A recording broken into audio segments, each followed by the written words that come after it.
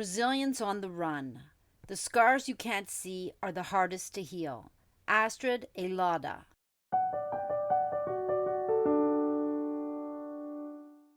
(1995). I arrived at the airport in Bangkok, this time equipped with 2 backpacks.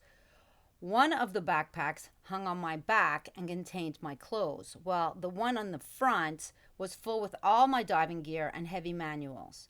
I still hadn't gotten the bag with wheels.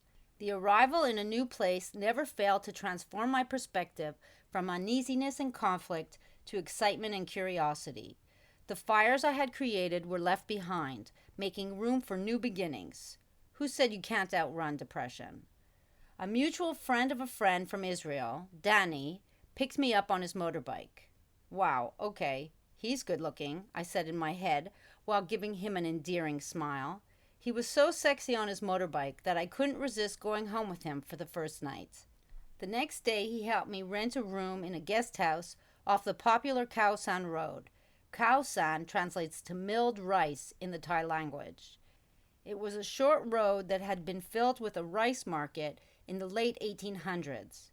When they began to use trucks to transport the rice, the market moved elsewhere, and the street transformed into a hub for transient backpackers and tourists. The room that Danny helped me find was just off the main strip.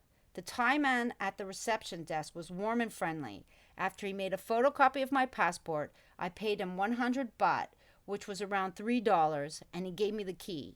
We passed a small shrine on our way to the stairs that was decorated with Coca-Cola cans, candles, and packs of cookies. I wondered why the gods liked sugary treats. Personally, I preferred salty treats. The hallway leading to my room exuded a musty darkness. The room itself was modest, furnished only with a bed and a ceiling fan. A large bucket filled with water stood adjacent to the toilet, accompanied by a ladle for showering. The window, overlooking the alley, struggled to usher in any light, revealing a view of electric wires suspended from the roof ledges and tropical palm trees that cast their shadows over the people passing below. My discomfort with the simplicity of the room did not escape Danny's notice. Sensing my displeasure, he reassured me. The advantage of this room is its location to the main tourist zone. Yalla, let's go then, I said. I was craving marijuana and feeling a bit grumpy, but I had resolved to quit the habit during my travels through Asia. I wanted to avoid the potential consequences with the local authorities. Shaking off the cravings, I was ready to plunge into the new culture. I grabbed my purse and we stepped outside to check out the surroundings. The humidity was thick and oppressive. The air was filled with a mix of sweat and car exhaust, along with the tantalizing aroma of fried delicacies. Khaosan Road was alive with energy, a renowned meeting point where travelers exchanged information about Southeast Asia.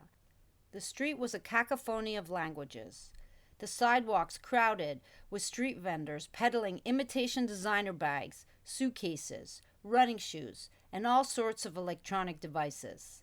Anything and everything could be found on Khaosan Road, making it a vibrant marketplace catering to the diverse needs of all those passing through. In Israel, before I left, I signed up for a PADI dive instructor course at a 5-star dive center in Koh Samui. So I planned to stay in Bangkok just for a few days before the training started.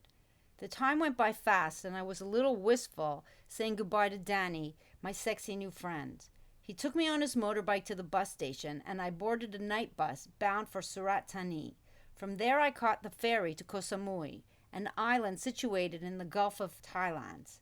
The 2-hour ferry ride only heightened my excitement as we passed towering limestone formations covered in lush vegetation and set against the backdrop of azure waters and a clear blue sky. The boat navigated through islets and rocky outcrops, displaying the region's rich biodiversity. I watched the flying fish jump away from the boat and a turtle came up to the surface, which added to the enchantment of the trip. After the boat was moored to the dock, instant mayhem jolted me back to reality. Tuk-tuk drivers competed for attention alongside bus drivers, both groups beckoning tourists with competitive prices displayed on handwritten, laminated posters. Without any hotel reservations, I chose a man holding a sign for cheap accommodations near the dive center where the instructor certification course would be held. I winced as the driver casually tossed my scuba gear onto the truck's roof, building a precarious tower of luggage. How does he manage to keep it all from falling off? I wondered. I climbed on the back of the truck and joined the other tourists. The driver made stops at hotels along the coastal road to let tourists off until we finally reached mine. He escorted me to the reception desk, helping with my bags, certainly eager to secure his commission. An elderly Thai man then guided me to my bungalow. It was a modest room with a mosquito net draped over the bed and a bathroom equipped with a large bucket and ladle, used for both flushing the toilet and showering. A hammock swayed gently on the small terrace, accompanied by a table and 2 chairs where I would eat my meals. I settled into bed that first night, and restlessness crept in. My sleep was fitful, plagued by unsettling dreams and the tension in my jaw. In one recurring dream, men with clubs chased me up a flight of stairs that kept getting smaller, until I barely squeezed through a tiny window to escape. The scene then shifted, and I found myself walking alone in a battlefield strewn with bloody bodies, only for the setting to change again to a theater where I performed on stage before the corpses. Finally, the dream closed with an invitation to a party that I couldn't attend because I had to babysit a fat, ugly boy, a symbol of my inner child who wasn't feeling good about himself and needed my company. I resented him deeply, as his presence kept me from enjoying the party with my friends. These kinds of dreams had been occurring for many years, but I chose to dull them by self-medicating with marijuana. Without the weed, the distressing dreams were back, along with the physical strain of clenching my jaw, which kept my nervous system in high gear all night and left me drained in the morning. When the first day of training began, I met Mark, a Swiss-German diving enthusiast who had taken time off work to pursue his instructor certification. Mark kindly offered to pick me up on his rental bike each morning, granting me precious extra minutes of sleep, a small blessing given the struggles I faced each night. Thanks to Mark, I started my day feeling a little more refreshed. Mark and I quickly bonded during the course, becoming study buddies who supported each other through the more difficult tasks. Whether it was practicing diving techniques in the pool or navigating in the open water without a mask, Mark was always there to offer advice and encouragement. Over time, we found ourselves relying on each other more and more. When we finally achieved our goal of becoming certified PADI instructors, it felt like a shared victory. With our certificates in hand, we began to discuss our next steps. The allure of new adventures and diving in different waters called to us, and we soon decided on our next destination, Boracay Island in the Philippines, a place renowned for its superb diving and good work opportunities for us. In preparation, we spent hours poring over maps and guides, imagining the vibrant marine life in clear turquoise waters. We spent a few days in Bangkok before we left Thailand.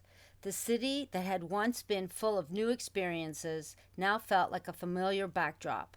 Together, we wandered through the bustling streets, enjoying the street food and taking in the scene. Over dinner at a quiet street side stall, we talked about our plans for when we arrived and where we would go to stay in Manila. Mark's casual remarks and thoughtful gestures hinted at a connection that was growing stronger. When we boarded the flight to the Philippines the next morning, it wasn't just the prospect of new diving spots that occupied my thoughts. I was curious to see how our relationship would develop as we continued our travels together. Sitting on the plane, I looked over at Mark. Whatever was unfolding between us, it felt natural, like the next step in this shared journey, wherever it might lead.